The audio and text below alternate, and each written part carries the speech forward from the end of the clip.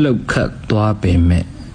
ဆုပ်ပြက်မသွားပါစေနဲ့တစ်ပင်ကြီးတွေတောင်မှငှက်တွေနားပြီးပြန်သွားတဲ့အခါအကိုင်းအခက်တွေလှုပ်ခတ်ပြီးကြံခဲ့သေးတာပဲလေနှလုံးသားရှိတဲ့ကိုယ်တွေမှာလဲ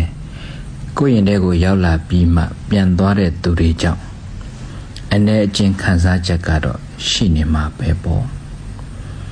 ကျိုးပဲ့မသွားတာတောင်မှအကိုင်းအခက်လေးတော့လှုပ်ခတ်သွားမှာပေါ့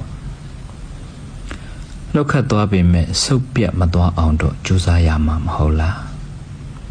ရောက်လာတာလဲသူထွက်သွားတာလဲသူ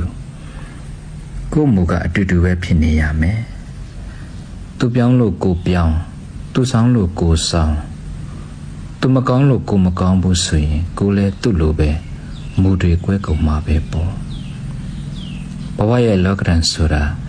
ဘာမှတသမတ်တည်းမရှိဘူးလေလောကလူတဘာဝကိုကအရေးလဲခိုကြမှာပဲအရေးခိုရင်အခက်လဲချိုးကြမှာပဲလိုရင်ရောက်လာမယ်မလိုရင်ပြန်သွားမယ်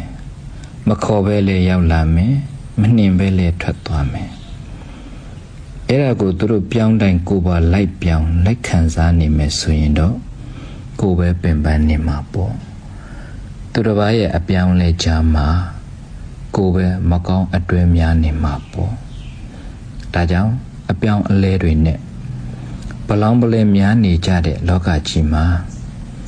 ဘလောက်ပဲလှုပ်ခတ်ပါစေဆုပ်ပြတ်မသွားအောင်သာနေထိုင်ကြဖို့ပါပဲအကိုင်းခက်လေးတွေလှုပ်ခတ်သွားပေမဲ့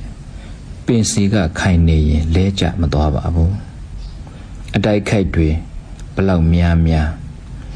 အသိတတိခိုင်ထားရင်ဘဝဟာရိုင်မသွားနိုင်ပါဘူးတတိရှိဖို့လိုတယ်အသိရှိဖို့လိုတယ်အသိရှိပါ